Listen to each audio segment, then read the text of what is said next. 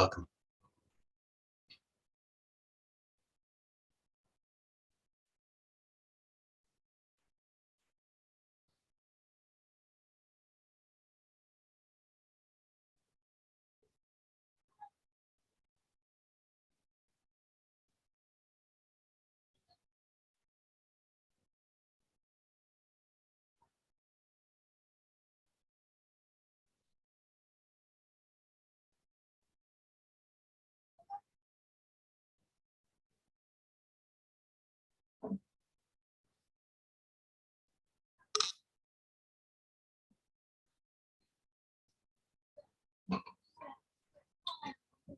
So let's take a look at expectation.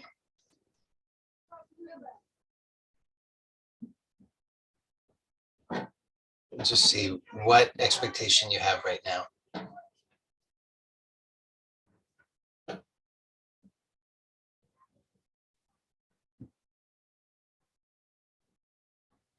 Expectation about what should be happening, what should be happening in this meeting, what should be happening in your home, what should be happening in your body, what should be happening in your mind, what should be happening in your relationships, what should be happening in the world. Expectations of, if you're really honest, everything.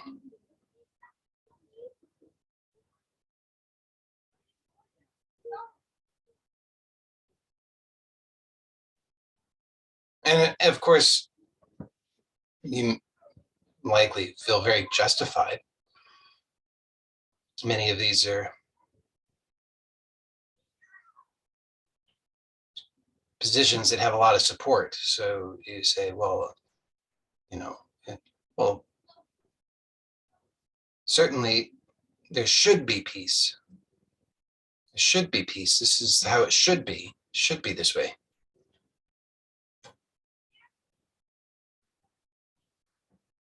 And you can find all the evidence to support that. As I say, read scriptures and they'll tell you that. You go to teachers, they'll tell you that.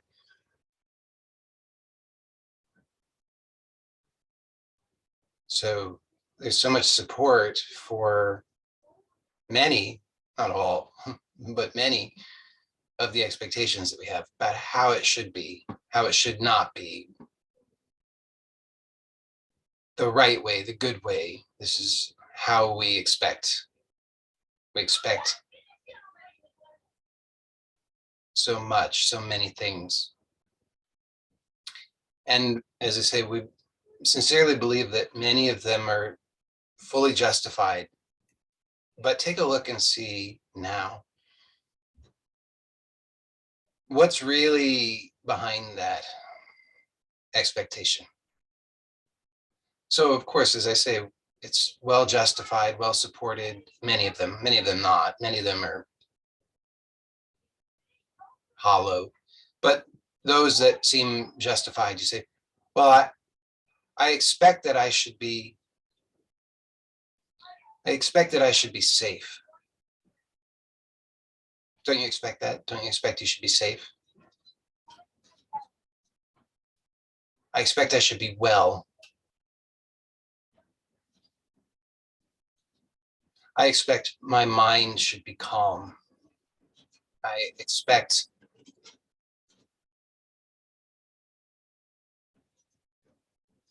fill in the blank, whatever you expect. It seems like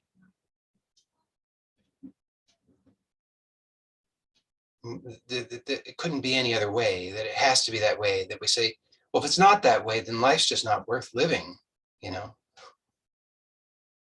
mean, we in our minds, we've got it all worked out. It seems so clean cut that if my expectations, if these core expectations, these ones that I really believe are essentially true, if they're not met, then life's not worth living. So as I say, take a look and see what's underneath that, what's behind that, what it is that's motivating the expectation, what it is that motivates the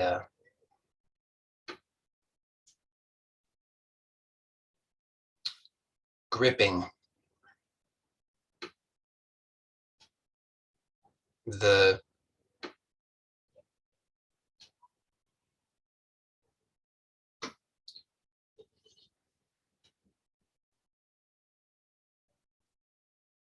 defensiveness.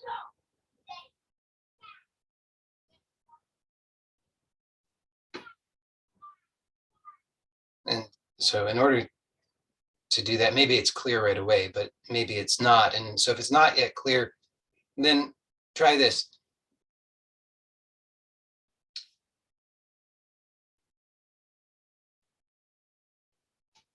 I want you to imagine now that your expectation cannot be met, that it's never going to happen, that it's an impossibility, that you, and understand, I'm not saying this, I want to be clear, I'm not saying that it's actually true, because it's not actually true, but what is true is that without seeing what's really motivating the clinging to the expectation, the defensiveness, that regardless of whether the expectation is met, your deeper longing will never be met. So this is just an exercise, just an experiment, just to inquire and look and see now, but take it seriously as if it was really true all the way, that they'll never, these expectations can never be met, that you can never be well, you can never be happy, you can never be content, you can never be free, you can never be at peace, fill in the blank with all these things, that the world will never be that way, your mind will never be that way, your body will never be that way.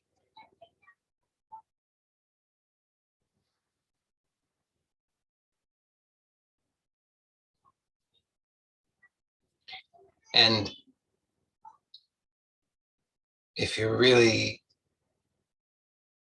sincere in your willingness to invite that inquiry as an experiment, but with sincerity, to really allow yourself to open to that, then what do you discover?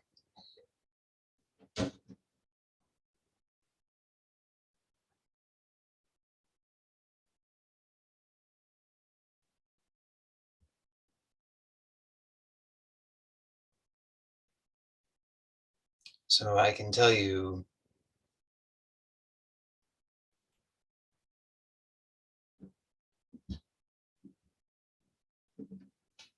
of my own experience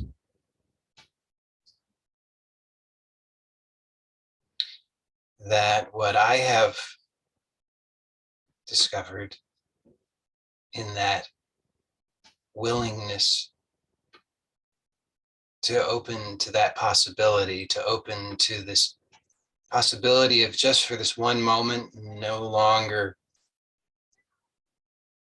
chasing, hiding, avoiding, running, fighting, struggling, armoring.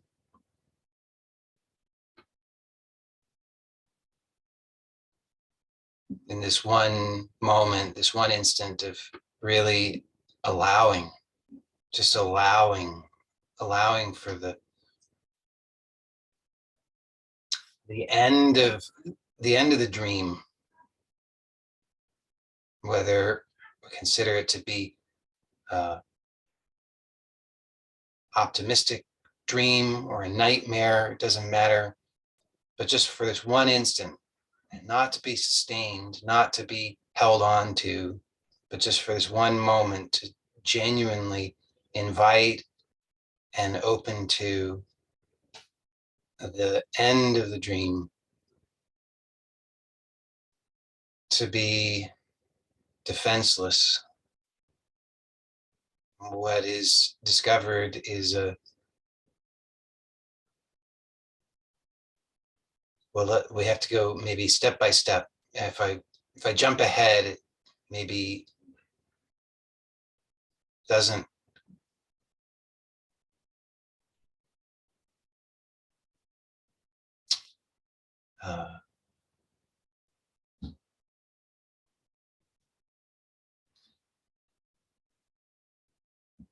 point clearly to the possibility of what might be discovered step by step. So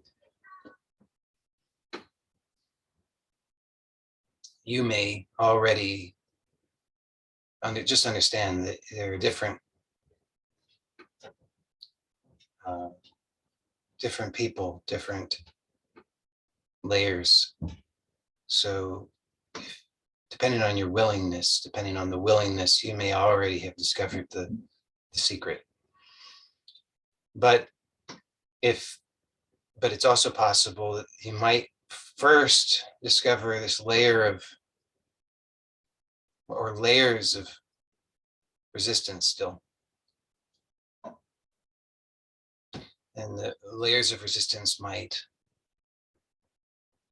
be things like anger or sadness or despair,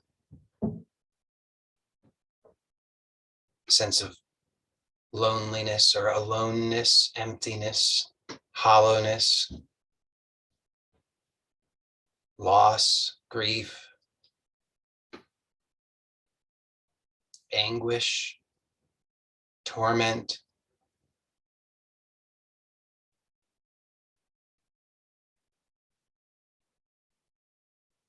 And so perhaps you can see that that's really what's been motivating the expectation.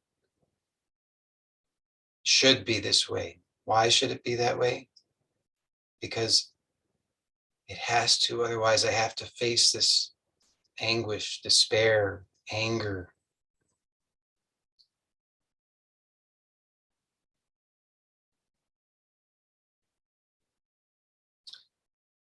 Fear.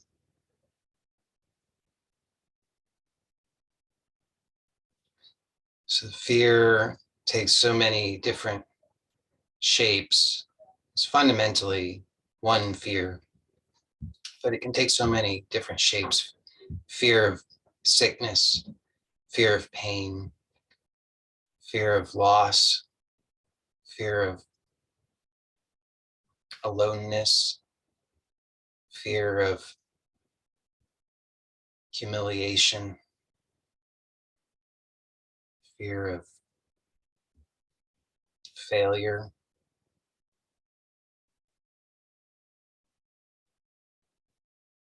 So it takes so many different shapes.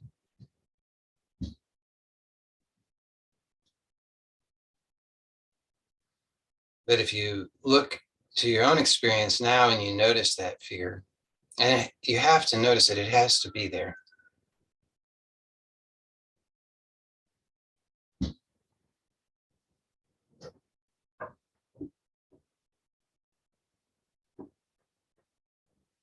Then you can look and see, what is this fear? If I just, for this moment, take the story, the label, the ideas off of it, if I just am with this as it is, just this purity of fear.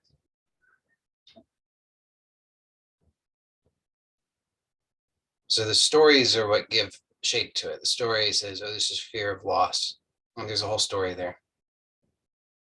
Oh, I might be all alone. Oh, people will abandon me. Oh, this is what it would be like. It's unbearable. I can't stand it. The whole drama. But that's all in the story. And the same with whatever shape it takes. Oh, I'll be poor, homeless, under a bridge, starving. Or, the pain will get worse and worse, and I'll just be in agony endlessly. But all of these stories are a false front for the rawness of the pure fear. So just for a moment,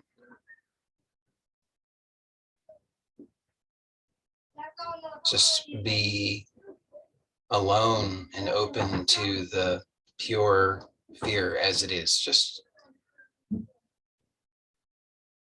have that courage just to open to that. So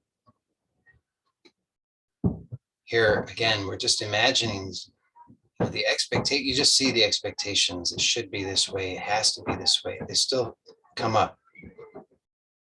Oh, he's just joking. He's just joking. I don't really have to do this. That's true. You don't have to. But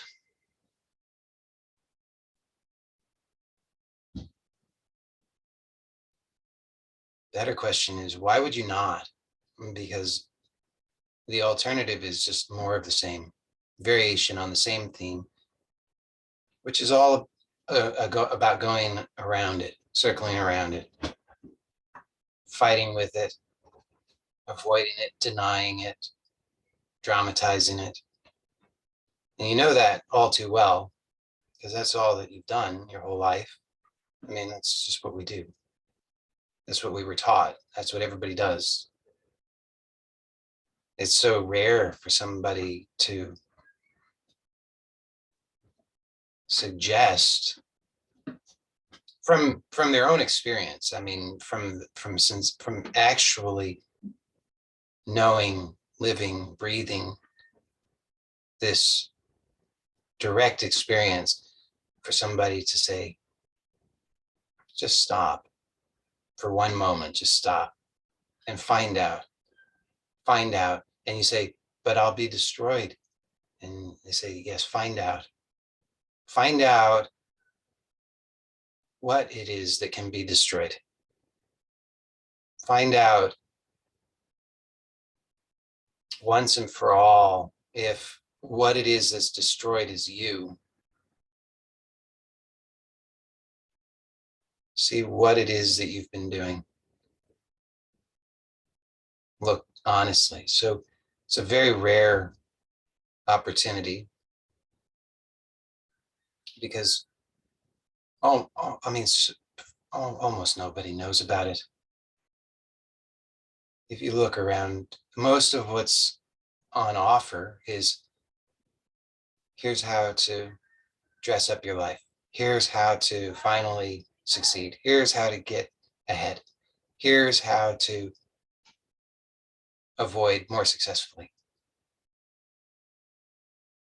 And for what? For what? Because you know though, because that's the only way you can be here, is you know that those things are ultimately dissatisfying. They don't give you the true satisfaction, because no matter what you do, no matter how much you attain, no matter how much superficial success you gain, no matter how much of any of that, you know in your heart that it will never satisfy, it will never be enough, because ultimately you're always left with this fear. This fear is what drives all of it. So now, here in this moment, just allow the fear.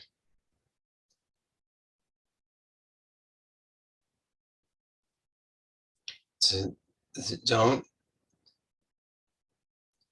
imagine that something's going to work out. Don't play that fantasy out. Instead, we're as a means, as a tool, we're using the imagination in a different way, consciously. Instead of playing the usual game in imagination, we're flipping it. We're saying, no, it will not work. It will never work. None of it will work. I can't have any of it. I can't escape it. I can't defeat it. I cannot win. I cannot in any way outwit it, outsmart it, outpower it. There's no way. So we're using our imagination consciously in this way to finally stop.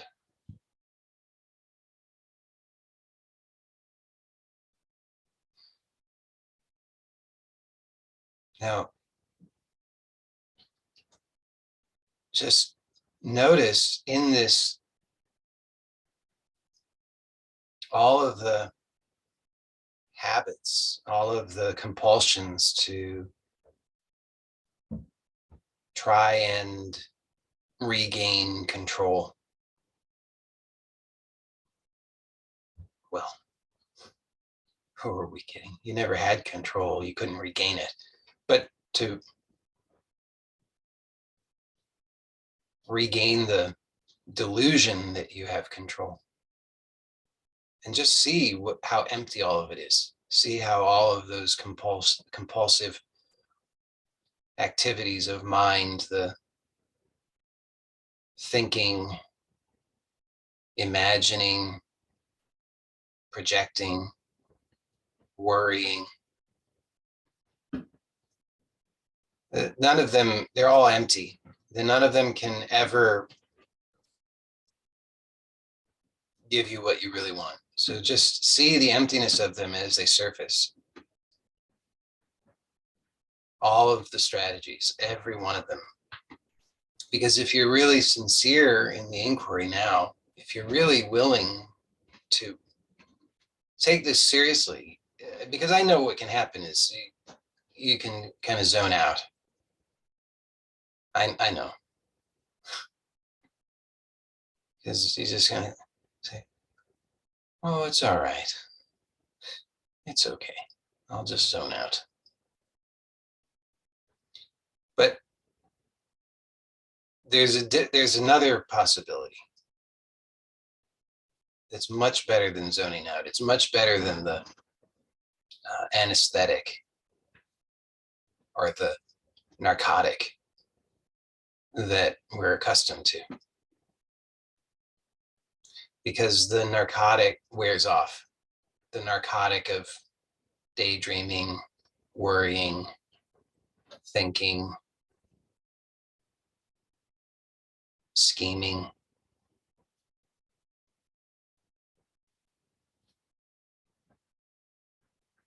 It works, but only for a little bit. Then it wears off, and then you have to reapply.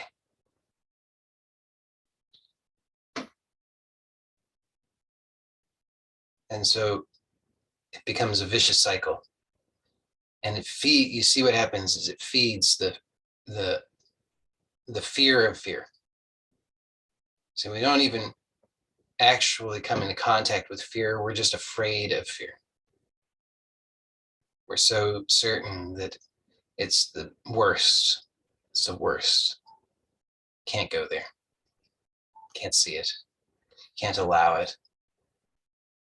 Can't open to it because it's the worst. I know it. It will just torment me, torture me, and destroy me.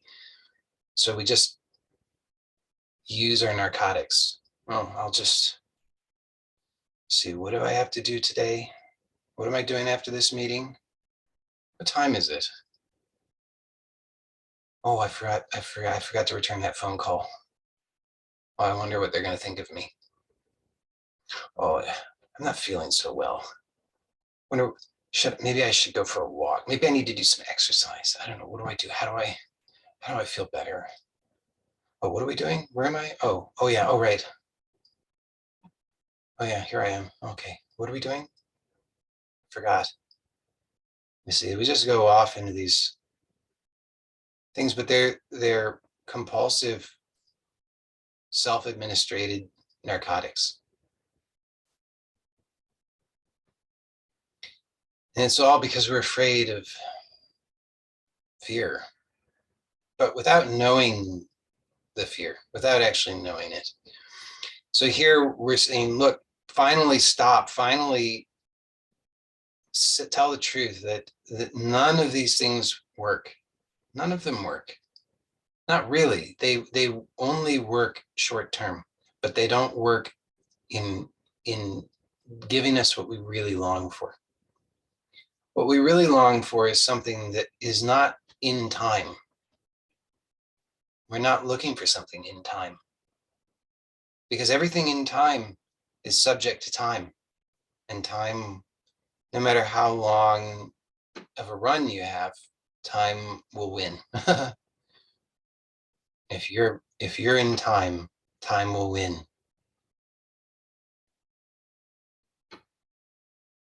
So we don't want something that's in time. We don't want something that's bound by that. We don't want something that's bound by those rules, because we know that we're destined to lose. We win in the short term, we lose in the long term. And then eventually, as some of you have realized because you're there, because every day of your life, every moment of your life, eventually, end game is you just lose. You just lose. It's like you made a deal with the devil, and now the devil's coming to collect. So you had a little run of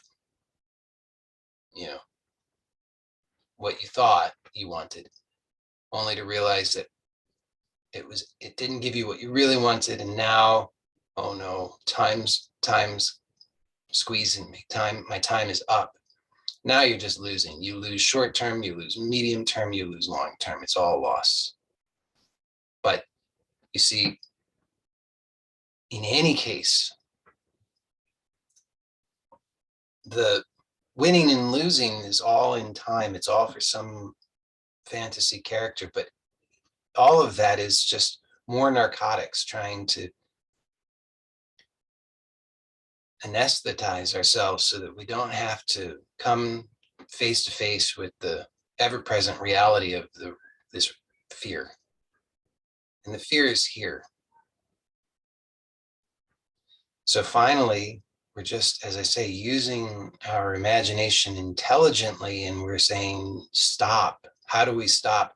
We stop it in its tracks. Every time the fantasy starts running, we have to tell the truth, which is, it won't work. It won't work. Whatever it is, it won't work. It's not going to work. It won't give me what I want. It cannot. All the expectations are false. See how false they are. It should be like this. So look,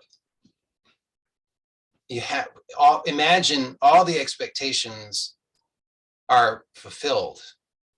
It's another way to use our imagination intelligently. Imagine now all the expectations are fulfilled.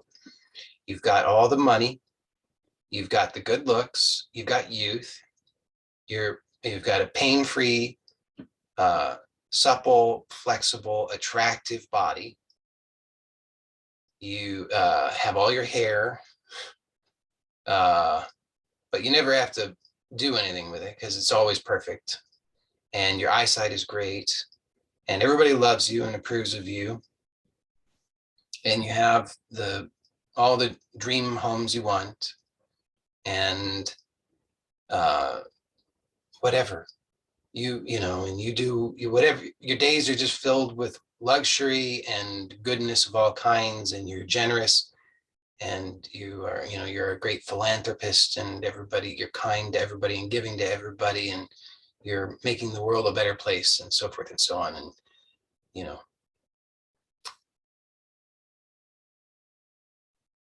now just look and see in your heart of hearts,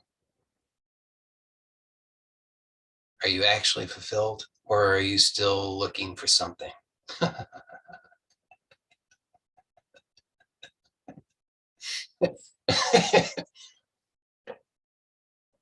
I mean, if you're really truthful, you're still looking for something.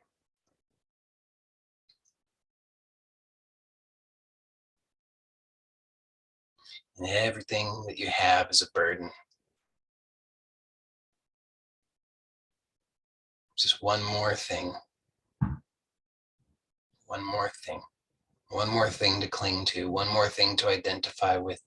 One more thing to worry about, to think about.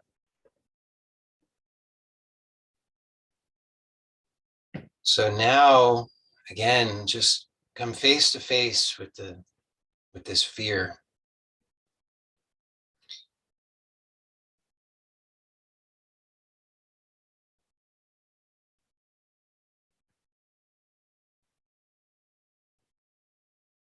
You can't get it all right.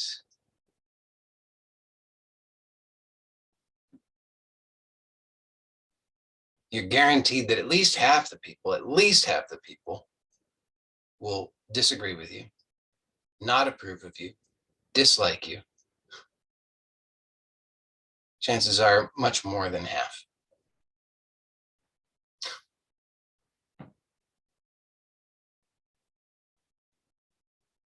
Your body will never be, no matter how perfect, no matter how perfect, it will never be perfect enough.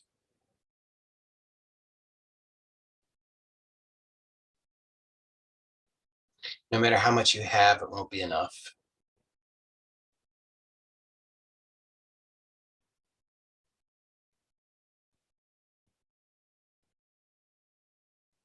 You'll always be alone.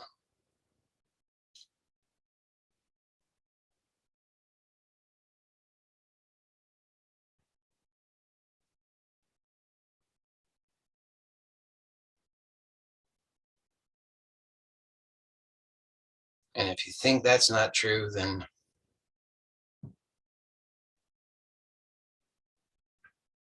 who's going to go? Who? I mean, just in the ordinary sense, everyday sense, who can go with you into sleep? Only you.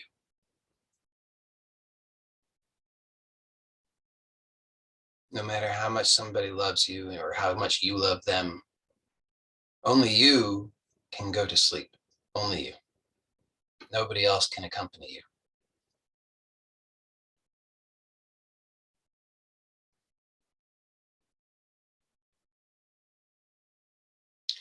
So then perhaps you see just the total hopelessness of trying to win in that domain. You're not going to do it. So can you finally just open to this fear and allow this fear without telling a story about it, without trying to escape it, without trying to avoid it? Just open to it, just now, right now, just open to it.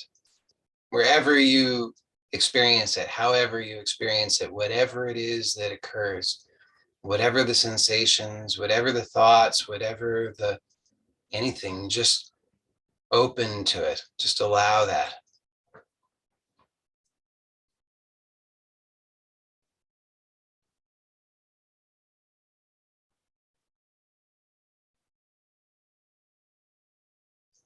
And perhaps if you're really willing, you start to notice that there's a miracle.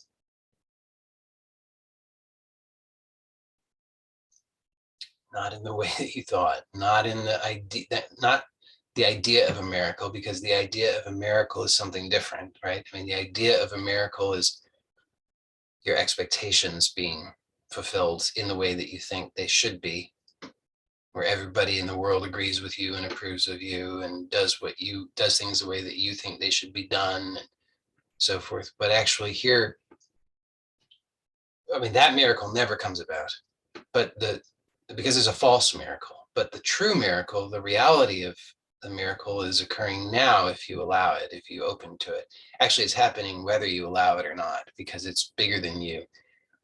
But you can notice it if you allow and open to it now through the fear, as the fear, just open to it.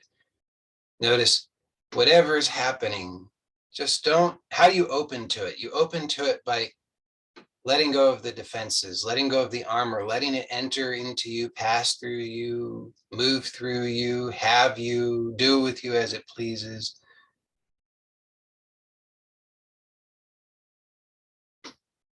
Whatever it is, the sensation, the thought, the image, the memory, the feeling, the emotion, the vibration, just open to it, allow it. Don't make any effort. Don't make any effort at all. Don't try to stop anything. Don't try to stop the thoughts. Don't try to stop the feelings. Don't try to stop the images. Don't try to stop anything. Don't try to grasp it. Don't try to fix it. Don't try to deflect it. Just allow it now and now and now and now. And then you start to notice the miracle. If you really sincerely open to this, you notice the miracle. And the miracle is this, call it a flow, or a vastness,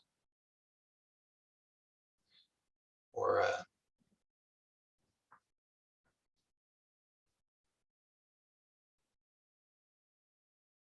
formless, nameless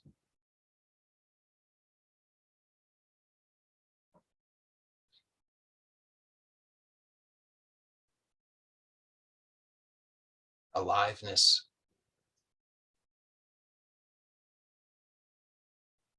And how is that a miracle? Well, you have to you just open now and you know the miracle. The miracle is, can you feel it? Can you feel that you are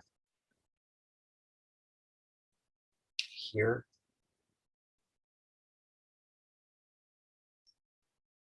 And this vastness takes everything without, I mean, it doesn't matter what it is. This vastness takes it. All the expectations are based on me. I need things to be this way so I can feel okay, so I can be safe, because that's how I need it to be, so I can handle it. So I can handle it. But as you open now to this fear, what we're calling fear, notice that this is actually this vastness which takes it all with no effort whatsoever on your part. So you don't have to handle it. Now,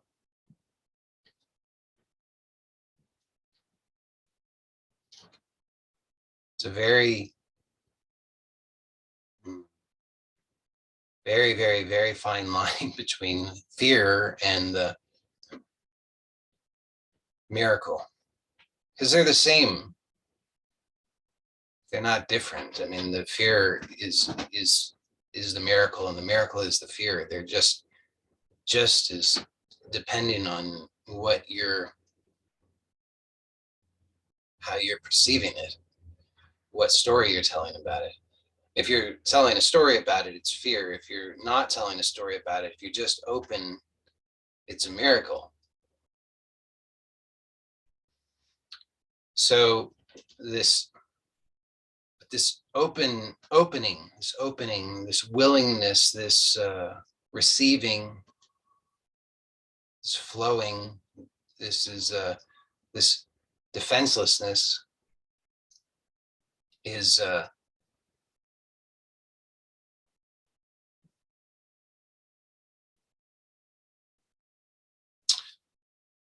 uncommon, unusual. For many of us, it's unfamiliar.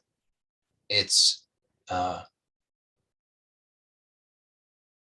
it's like we don't have total confidence in it. I mean, it's completely trustworthy, because see, every time we sincerely open and look, it's 100% dependable. It's always here. It always takes everything, receives everything perfectly, effortlessly, with no effort whatsoever on our part. But we usually don't have great confidence in that, because, as I say, it's so unusual, so rare. Most people don't know about it. Most people are doing the opposite. The world is constructed on the inversion of it. So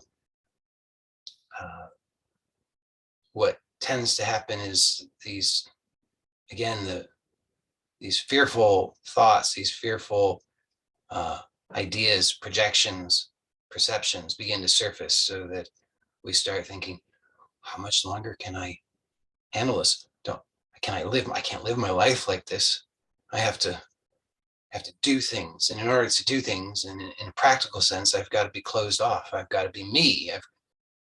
I can't just be open, because if I'm open, people will just take advantage of me and they'll walk all over me and I won't be able to get anything done.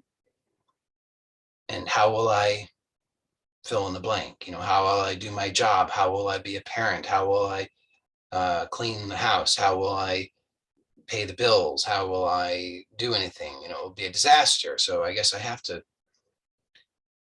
go back into my story. And the next thing we know, oh no, well, I'm afraid again. I'm so afraid. Oh no, what do I do? What do I do? And then we're back into all of the stuff again.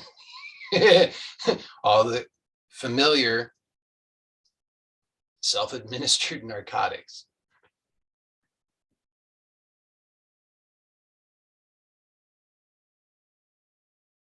So it is like a drug addiction.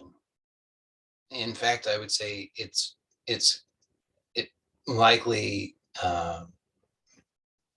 physiologically operates in the same way.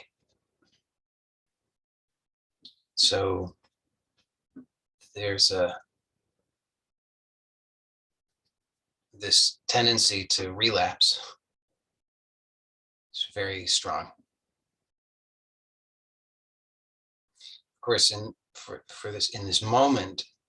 So again, in this moment right now, if you just surrender,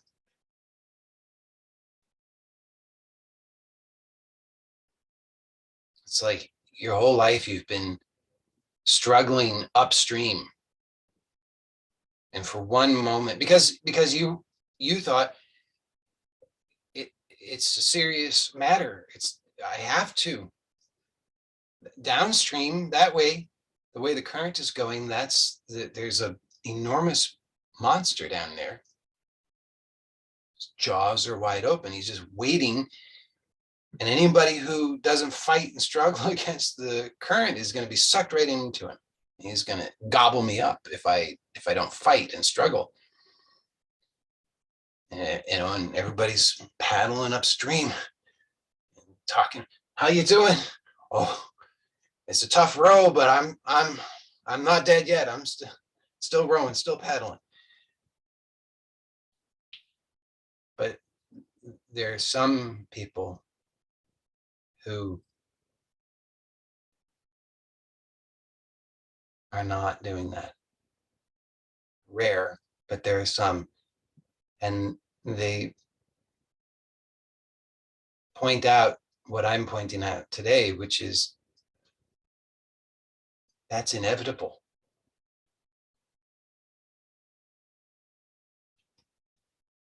You're going there. All of this fighting and struggling, what's it doing? It's maybe postponing it. It's just postponing the inevitable. And the truth is, you don't know what that is. The only thing you do know is this, and you know that this is misery. All of this struggle and avoidance and fighting and all of the rest. You know that's misery, but you don't know that. You don't know that. It's the one thing you don't know.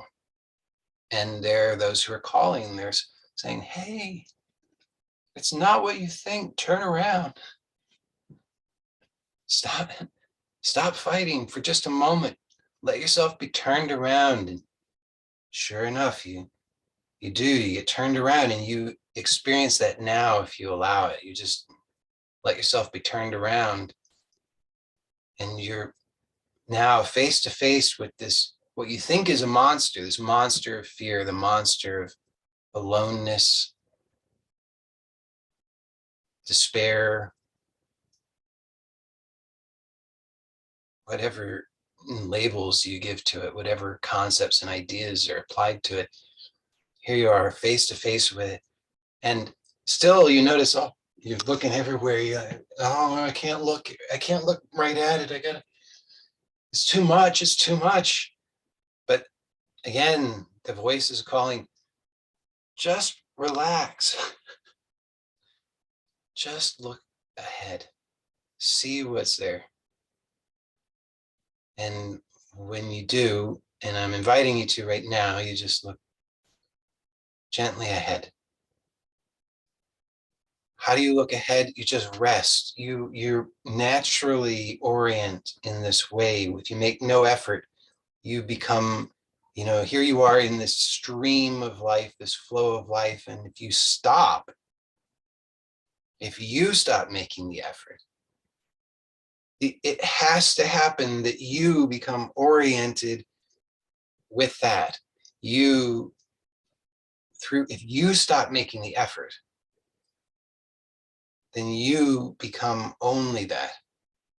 It has to be, because actually you've never been anything other than that. You couldn't be anything other than that. What is all of this other than that? You think about that, like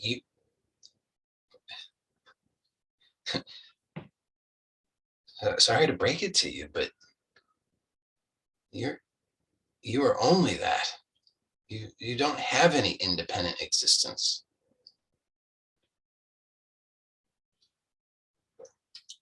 So you just allow yourself to be effortless, to stop, and you come into alignment with that, not because you are trying, not because any effort you make only puts it off. Only any effort you make just makes it take longer.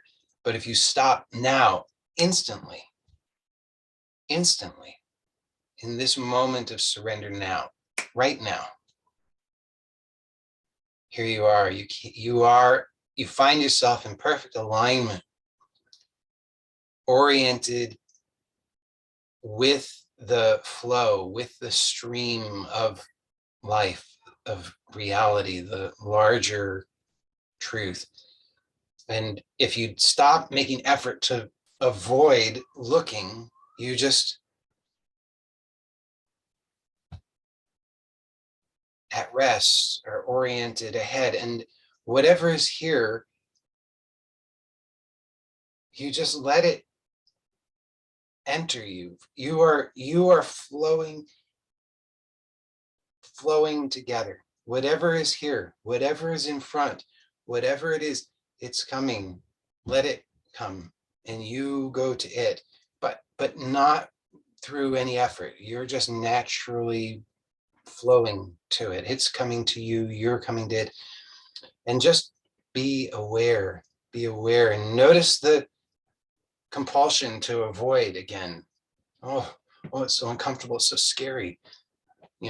Oh, but if I'm alone, then but if I'm always in pain, then but if I can't have that, then and if it's not the way that I think it should be, then life's not worth living, and all that drama.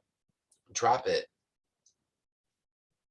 See the struggle, the strain, the misery of it in your own experience. Just tell the truth of it, and then just be willing to allow this, whatever it is. And it's it presents, it appears initially as the worst. Has to be, because this is what you've been running from, avoiding, struggling with your whole life. I mean, what else would it be if it's not what you perceive as the worst? This is the mistake we so often make. We say, well, I think I'm doing it all right. Why am I so uncomfortable? Why is this so scary? Because because this is the one thing that you said, no, not this. I will take all, endless suffering in myriad form instead of this. You have to see that, like that's the deal that you made. You said, this is the worst, so awful that I will do anything else. anything. I'll worry 24/7. I'll be in agony 24/7. As long as I don't, as long as I don't have to meet this. Finally, though, come on, the exhaustion. Aren't you exhausted? The misery, isn't it too much? So you just have, this is where you tell the truth. Oh, I can't do that anymore. I'm too exhausted. And again, it's that you come to acknowledge the inevitability of this. Nobody escapes it. Why do you want to put it off? Don't put it off. Don't wait until your deathbed. Don't wait for another lifetime. Don't wait for some circumstances in the future. Don't wait for anything. Why wait? Why put it off? It's the one thing you don't know. You know everything else. It's the one thing you don't know. And what it is yourself. You don't know who you are. And here it is.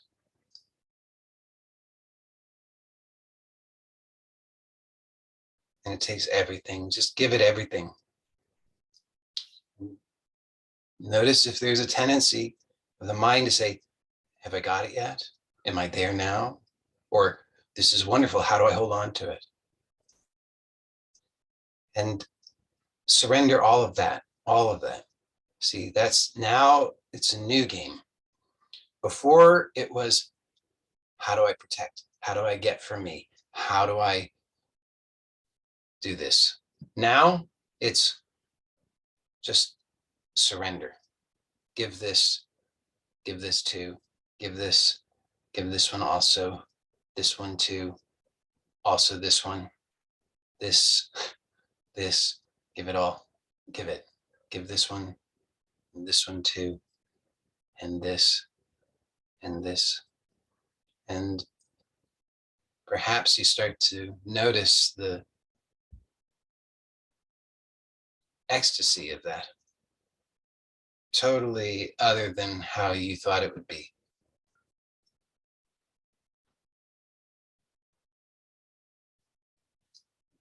And whatever comes now, this new game, let it be like a game, just as an experiment to find out. Now give this to, next thought. Oh, but what if? Okay, give that thought. See, it's just a surrender. You just surrender that one. Okay, but what if? Surrender that. Okay, I get it, fine, but how do I pay the bills? Oh, surrender that one. Okay, but what about when? Yep, surrender that one. But the pain isn't gone yet. Yep, surrender that one. But what will people think of me? Yep.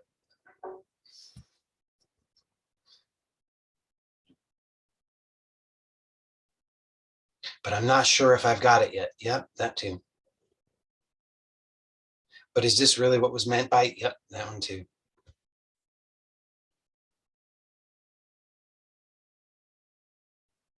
But I don't feel enlightened. Yep, that one.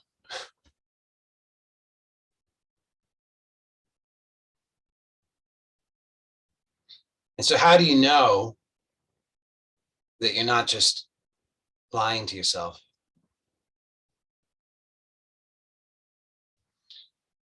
And the way you know is that you can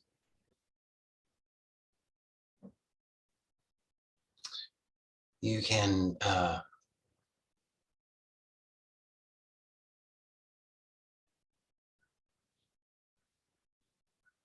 feel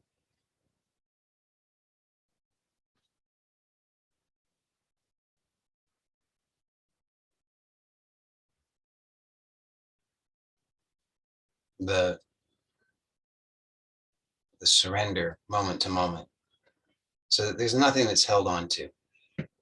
So see, it's not about getting rid of anything. It's not about making sure that certain things don't come. So all of anything can happen, anything can come, anything is welcome here. But you know that it's true because it's just simply surrendered. It's not, there's nothing held on to. There's nothing protected against. There's nothing that needs to be seen or unseen or not seen or anything. It's all allowed. And so and there's nothing that needs to be remedied or anything like that. You just start to notice all of the layers of the strain that have been in the system. They're just released and offered. And you start to notice that this has been actually happening your whole life, but instead of trusting in that and going with that, instead you were afraid and you were struggling against it, paddling upstream, saying, oh, no, not that, not that. Oh God, how do I hold on to that one? How do I get rid of that one? But actually now in this naturalness of this alignment and surrender, you can just notice this is effortless. It's just naturally happening. You don't have to do anything. And the feelings, the sensations, the emotions will,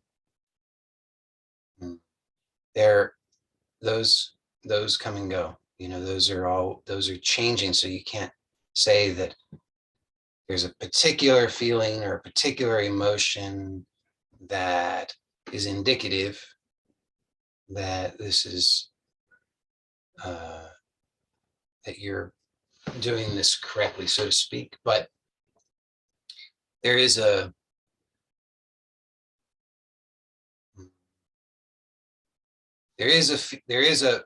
greater feeling, a feeling that encompasses all feeling, and it's a feeling of we'll just say it's a feeling that you'll at first you, I don't know that there's any way to put a word to it, but you start to notice that it's here always, and that we could just say it's a feeling of openness. It's a feeling of allowing. It's a feeling of flow. It's a feeling of surrender. It's a feeling of non-effort. It's a feeling of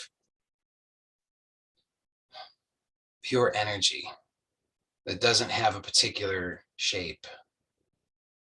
And that becomes more and more familiar the more that you surrender, the more that you allow. And what happens then is you start to notice that it's trustworthy. It's always reliably here. And that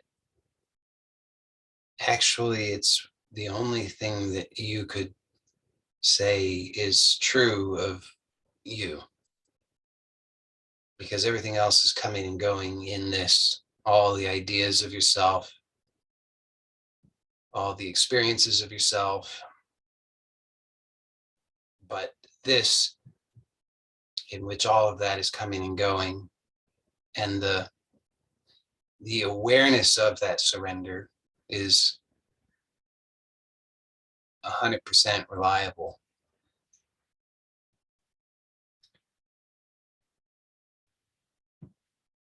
So this actually is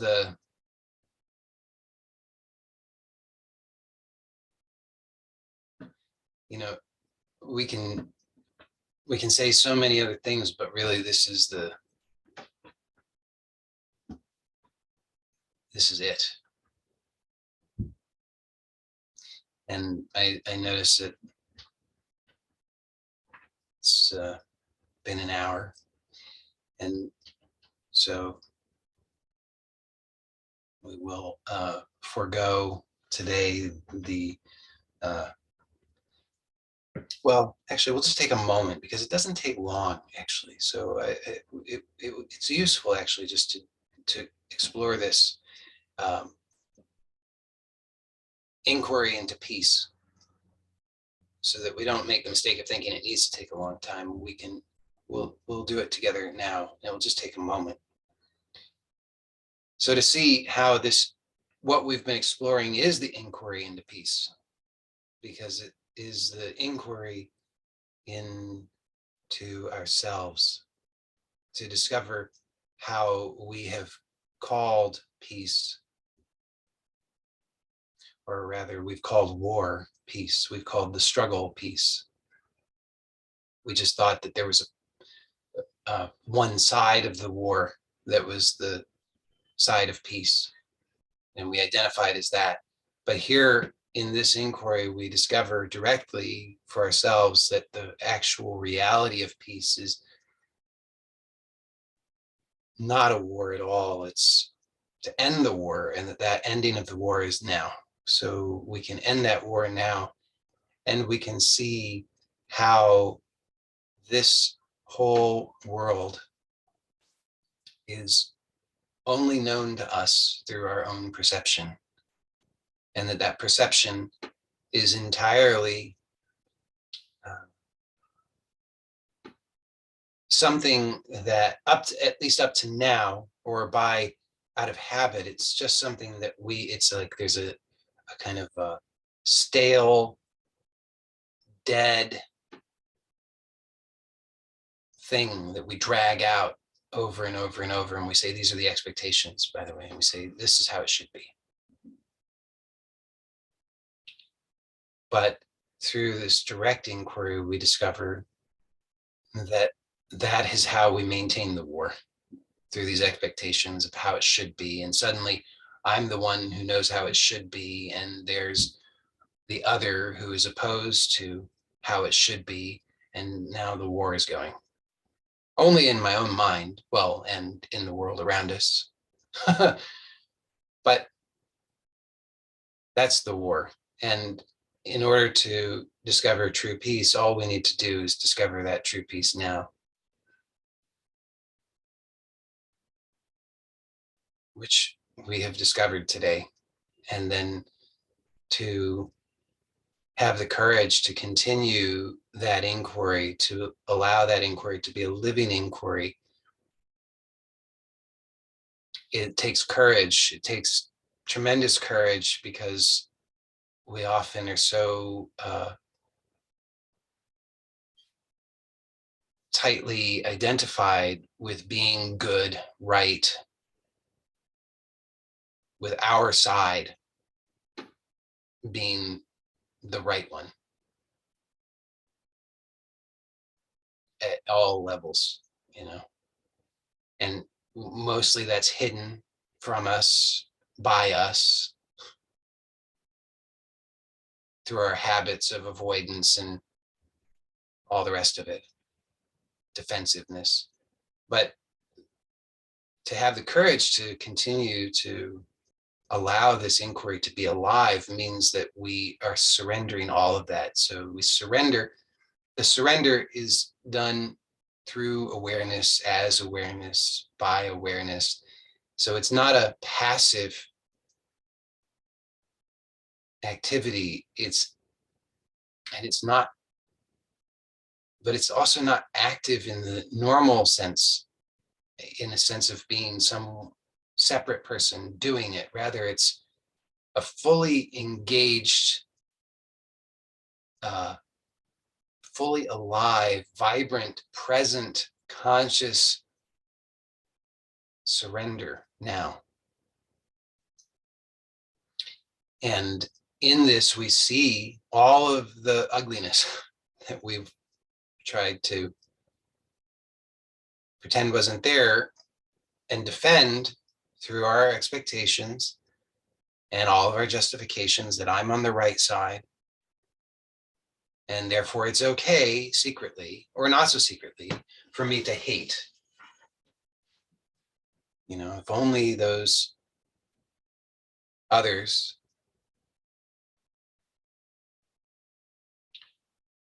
didn't exist, then my way, which is the right way, would be victorious, and then goodness would reign.